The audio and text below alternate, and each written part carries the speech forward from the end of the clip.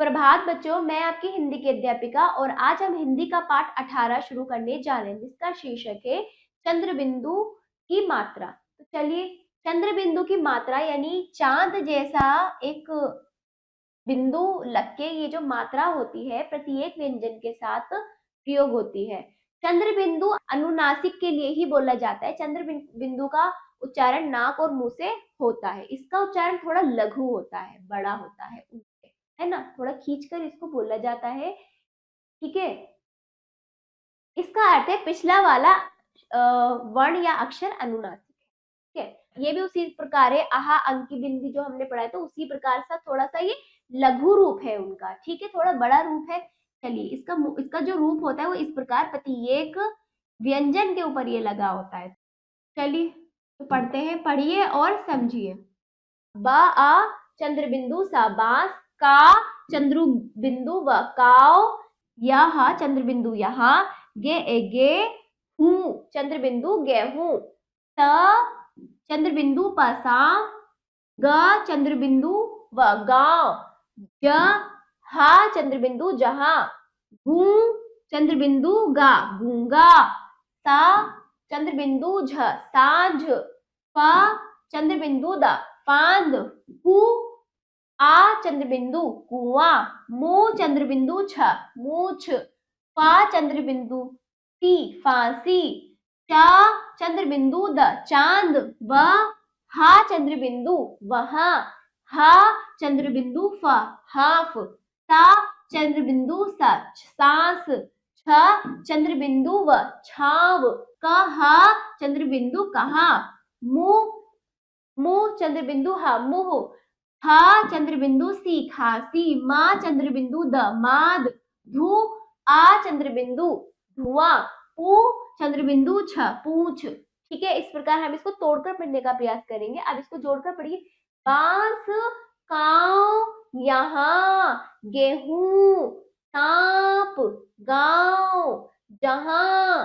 देखिए ना, अपनी अपनी अपनी नाक और अपने गले पर कंठ पे हाथ रख के बोलिए, गूंगा, सांझ, फांद, कुआं। दोनों तरफ से कंपन आ रही है। कुआं, मूछ, फांसी। इसका मतलब हमें मुख और नाक दोनों से ही बोलना है। ठीक है, चांद, वहां, हाफ, सास, छांव, कहाँ, मुंह, खांसी, मांद, धुआं, पूछ। इस प्रकार इसका उच्चारण। चलिए आगे पढ़ते हैं, तोड़कर जोड़कर। देखिए और पढ़िए। ठीक है, सा प्लस आ प्लस चंद्र बिंदु प सांप, ये क्या है, आंख।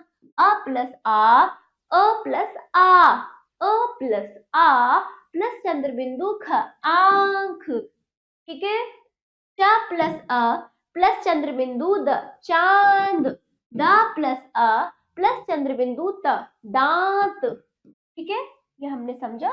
चलिए अब हमें शब्द हमने तोड़कर जोड़कर पहचान भी कर ली, चंद्र बिंदु क्या है, कैसे इसका प्रयोग होता है ये भी जाना। अब उसके अनुसार हम शब्द पढ़ने का प्रयास करें।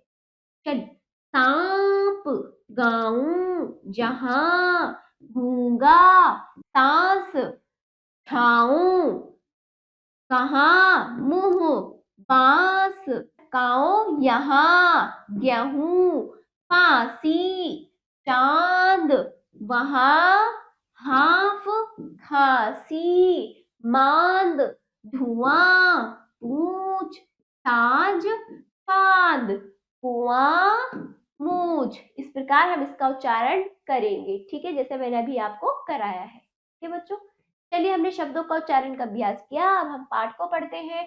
पाठ का शीर्षक है गांव। ठीक है, चलिए। चांदपुर नाम का एक गांव था। गांव में एक लंगड़ा रहता था।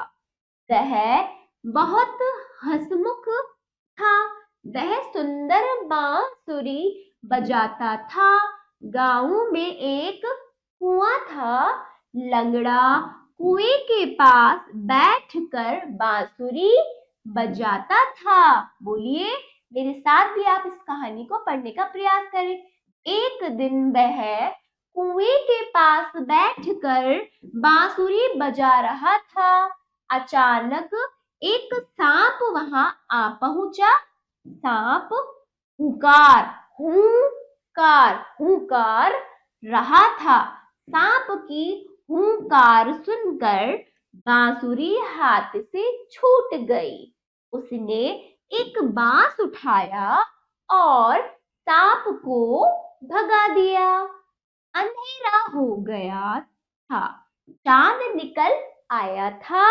उसने अपनी बांसुरी बांसुरी उठाई और बजाते हुए घर वापस आ गया। ठीक है, हमने पाठ का भी हमने पाठ को पढ़ लिया। जाना, आशा करती हूँ आप मेरे साथ साथ पढ़ रहे होंगे, उच्चारण कर रहे होंगे। Very good. चलिए, जैसे हमने इस पाठ को सीखा समझा उसके अनुसार हमें आओ कुछ करें, यानी कुछ अभ्यास करना भी होगा। चलिए, चित्र देकर शब्दों को पूरा कीजिए। ये क्या है? अंगूठी, अंगूठी। ये क्या है? आंख। ठीक, ये है सांप। आगे ये है ऊंट, ये है बांसुरी। क्या है? बांसुरी। ये है चांद।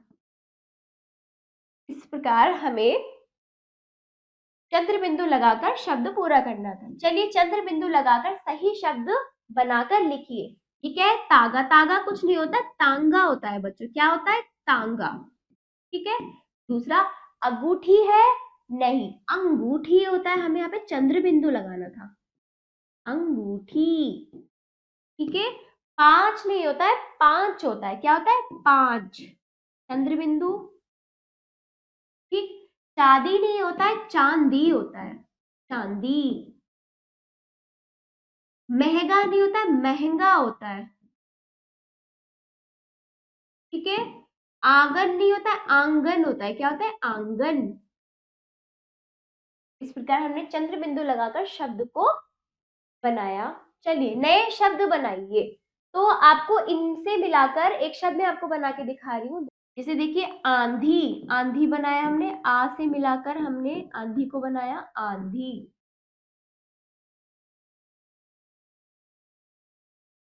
ठीक है।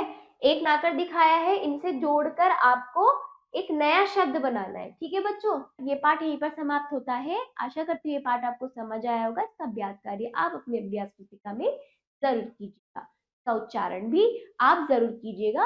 और अब हम मिलते हैं अगले पाठ पर। धन्यवाद।